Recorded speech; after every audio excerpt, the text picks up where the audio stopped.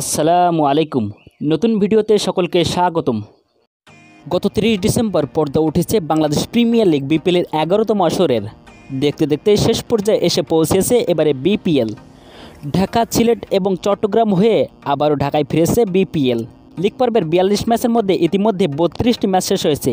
League পর্বের শেষ 10টি ম্যাচ অনুষ্ঠিত হবে আগামীকাল রবিবার থেকে ঢাকা মিরপুর শেরে বাংলা জাতীয় ক্রিকেট স্টেডিয়ামে। কারা যাচ্ছেন শেষ চারে, এমন একটা কৌতূহল নিয়েই শুরু হচ্ছে বিপিএলের শেষ ঢাকা পর্ব। ঢাকা ও সিলেটে অপরাজিত থাকা রংপুর রাইডার্স চট্টগ্রামে এসে নিজেদের প্রথম হারের স্বাদ পেয়েছে। তারপরও পয়েন্ট টেবিলে শীর্ষ স্থানটি ধরে রেখেছে তারা।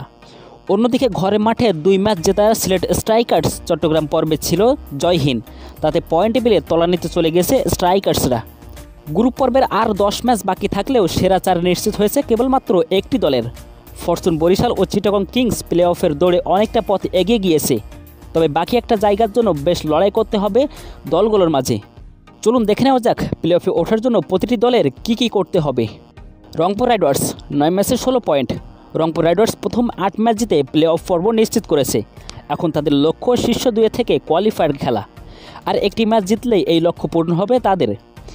যদি আরও 2টি ম্যাচ জিততে পারে তবে বিপিএল ইতিহাসে এককভাবে সর্বোচ্চ পয়েন্ট নিয়ে প্লে অফে খেলার রেকর্ড গড়বে তারা। রংপুরে বাকি 3 ম্যাচের প্রতিপক্ষ দুর্বার রাজশাহী, চিটাগং কিংস এবং খুলনা টাইগার্স। ফরচুন বরিশাল 8 ম্যাচে 12 পয়েন্ট। বর্তমান চ্যাম্পিয়ন ফরচুন বরিশাল প্লে অফে ওঠার জন্য সুবিধাজনক স্থানে আছে। তাদের আরও একটি ম্যাচ জিততে পারলে প্লে অফ নিশ্চিত হবে। তবে 2টি ম্যাচ জিতলে কোয়ালিফায়ারে খেলা নিশ্চিত হবে তাদের।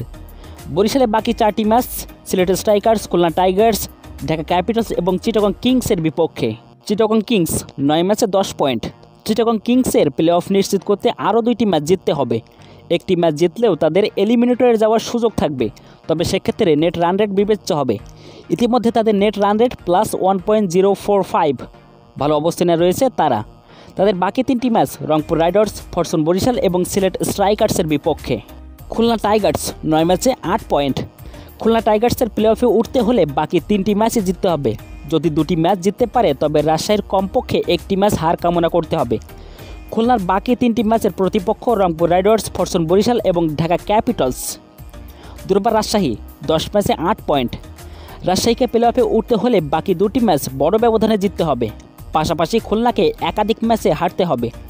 রাজশাহীর পরবর্তী 2টি ম্যাচের প্রতিপক্ষ রংপুর রাইডার্স এবং সিলেট স্ট্রাইকার্স। ঢাকা ক্যাপিটালস 10 ম্যাচে 6 পয়েন্ট। ঢাকা ক্যাপিটালস প্লে অফের দৌড়ে টিকে আছে, তবে তাদের সম্ভাবনা অনেকটা নির্ভর করছে অন্য দলের ফলাফলের উপর। নিজেদের শেষ 2টি ম্যাচ বড় ব্যবধানে জিততে হবে এবং খুলনা ও রাজশাহীর পয়েন্ট 10-এর বেশি না হওয়ার প্রার্থনা করতে হবে। ঢাকার পরবর্তী 2টি ম্যাচ ফরচুন বরিশাল এবং খুলনা টাইগার্সের বিপক্ষে। সিলেট স্ট্রাইকার্স 9 ম্যাচে 4 পয়েন্ট। সিলেট স্ট্রাইকার্স প্লে অফে উঠতে হলে অলৌকিক কিছু ঘটনা ঘটতে হবে। তাদের বাকি 3টি ম্যাচই বড় ব্যবধানে জিততে হবে। পাশাপাশি অন্যান্য দলের পয়েন্ট যেন 10-এর বেশি না হয় সেই প্রার্থনা করতে হবে। সিলেটের পরবর্তী 3টি ম্যাচের প্রতিপক্ষ ফরচুন বরিশাল, দুর্বার রাজশাহী এবং চিটাগং কিংস।